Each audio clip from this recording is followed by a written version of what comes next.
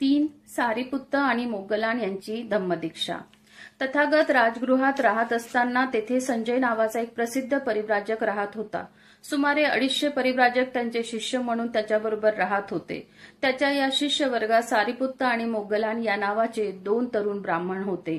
संजयाच्या उपदेशाने सारिपुत्त आणि मोगलान यांचे समाधान झाले नव्हते आणि ते यापेक्षा चांगल्या तत्वज्ञानाच्या शोधात होते।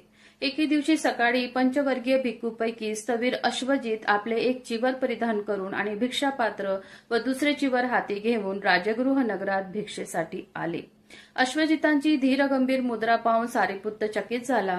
वंदनीय अश्वजितास पाहिल्यावर सारिपुत्त स्वतःशीच विचार करू लागला, खरोखर हा पुरुष एक महान योग्यतेचा भिक्खू असावा।